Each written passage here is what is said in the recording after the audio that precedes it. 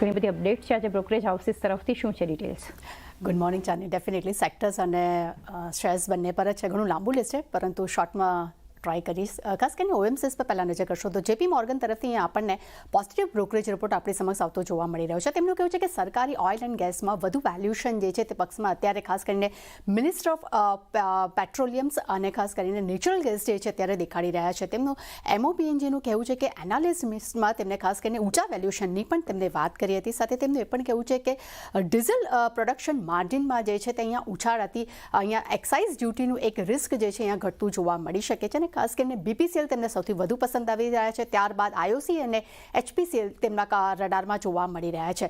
Morgan સ્ટેનલીનો પણ report ઓએમસીએસ પર આવ્યો છે. ત્યાં તેમનું કહેવું છે કે સરકારી એનર્જી છે તે કંપનીઓના માર્કેટ કેપના સુધારા પર ફોકસ આપી રહી છે. ખાસ કરીને એમઓપીએનજી છે તેની બેઠકમાં સ્ટેબલ એનર્જી અને પ્રાઇઝિંગ પોલિસી પર પણ અહીંયા તેમને વિશ્વાસ દેખાડ્યો છે અને આદામાન નજીકમાં નેચરલ ગેસની તપાસની વાત પણ અહીંયા તેમને ક્લિયર અહીંયા તેનું સ્પષ્ટીકરણ પણ તેમને આપ્યું હતું. ત્યારબાદ પેમેન્ટ્સ સેક્ટર્સ પર સીએલએસએ તરફથી આપણને એક નેગેટિવ રિપોર્ટ જોવા મળી રહ્યો છે. તેમનું કહેવું છે કે હાઈ ગ્રોથવાળા પેમેન્ટ સેગમેન્ટમાં સૌથી વધુ અત્યારે હવે નરમાશ જોવા મળી રહી છે અને ખાસ કરીને FY20 અને 24માં યુપીઆઈ, ક્રેડિટ કાર્ડ અને P2M પેમેન્ટમાં લગભગ 35% CAGR ગ્રોથ જે છે અહીંયા જોવા મળી રહ્યો છે અને ગ્રોથમાં નરમાશને કારણે કરીને બીજી તરફ યુપીઆઈ P2M ગ્રોથ જે છે તે 50% જેટલો ઘટ્યો છે અને 20થી 25% વાર્ષિક ધોરણે જે છે અહીંયા 50%થી ઘટીને તે 20થી 25% વાર્ષિક ધોરણે જોવા મળ્યો છે અને ખાસ કરીને ક્રેડિટ કાર્ડ સ્પેન્ડિંગ ગ્રોથ જે છે તે 25%થી ઘટીને 15% પર થતો જોવા મળી રહ્યો છે. અને ખાસ કરીને સીએલએસએ બે કાઉન્ટર છે જે રીતે કે પેટીએમ અને એસબીઆઈ કાર્ડ બંને જ માટે તેમને અંડર પરફોર્મ રેટિંગ આપ્યા છે.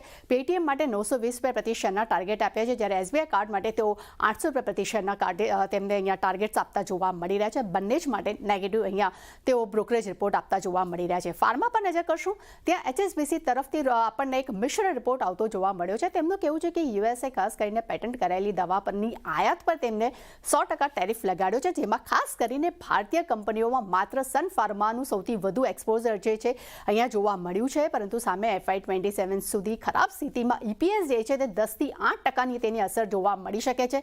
પણ સ્ટીલ તેઓ સન ફાર્મા માટે બાય રેટિંગ યથાવત રાખે છે. લક્ષ્યાંક તેમને 1850 પ્રતિ શેર કર્યા છે. જેફરીસો રિપોર્ટ પણ આપણને સન ફાર્મા પર આવતો જોવા મળી રહ્યો છે.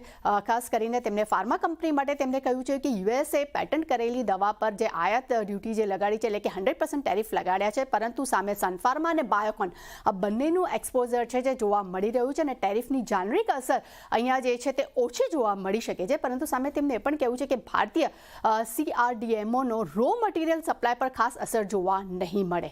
ત્યારબાદ શેર્સ પર નજર કરશું તો યુનાઇટેડ સ્પિરિટ પર ખાસ કરીને બેંક ઓફ અમેરિકાનો બ્રોકરેજ રિપોર્ટ આવતો જોવા મળ્યો છે. તેમને બાય રેટિંગ્સ આપ્યા છે. લક્ષ્યાંક તેમને 1630 પ્રતિ શેર કર્યા છે. તેમનું કહેવું છે કે મહારાષ્ટ્ર ડ્યુટીમાં એક વધારો થયો છે જેનું ઇનડાયરેક્ટલી ઇમ્પેક્ટ જે છે અને ડાયરેક્ટ ઇમ્પેક્ટ જે તે નેગેટિવ હાલમાં જોવા મળી રહ્યું છે અને કોમ્પિટિશનની સ્થિતિ જે છે હાલમાં એક અનુકૂળ જોવા મળી રહી છે. પિરામલ એન્ટરપ્રાઇઝીસ પર સેલેસાના રિપોર્ટમાં નજર કરશું. હોલ્ડ રેટિંગ છે. લક્ષ્યાંક તેમને 1200 પ્રતિ શેર કર્યા છે. તેમનું કહેવું છે કે કંપનીએ ઇનહાઉસ AI ક્ષમતાનું પ્રદર્શન કર્યું છે. ખાસ કરીને રિટેલ AUM જે છે તે 3 વર્ષમાં 3 ગણો અહીંયા થતો જોવા મળ્યો છે અને છેલ્લા 9 ક્વાર્ટરમાં ઓપેક્સ રેશિયો જે છે તે 230 બેસિસ પોઈન્ટનો એક ઘટાડો જોવા મળી રહ્યો છે. એટલે ઓવરઓલ એક થોડોક નેગેટિવ રિપોર્ટ આપણે કહી શકાય. ત્યારબાદ નજર કરશું આપણે ડિલિવરી પર. અહીંયા બેંક ઓફ અમેરિકા તરફથી ન્યુટ્રલ રેટિંગનો રિપોર્ટ આવતો જોવા મળી રહ્યો છે. લક્ષ્યાંક તેમને 500 પ્રતિ શેર કર્યા છે. તેમનું માનવું છે કે લોજિસ્ટિક્સ સેક્ટરમાં નજીકના ગાળામાં મોમેન્ટમ ખૂબ જ મજબૂત છે. ખાસ કરીને ઈ-કોમર્સ ઇન્ટિગ્રેશન્સ અને તહેવારોની સિઝનની ડિમાન્ડ છે વધી છે તે ખાસ કરીને એક મોમેન્ટમ જે છે તે અહીંયા પોઝિટિવ દેખાડી રહ્યું છે. એટલે ચાની ડેફિનેટલી ઘણા બધા બ્રોકરેજ રિપોર્ટ છે કારણ ખાસ કરીને સેક્ટર પર આજે ખાસ આપણને ફોકસ જોવા મળી શકે છે. જી, આ બધા સેક્ટર્સ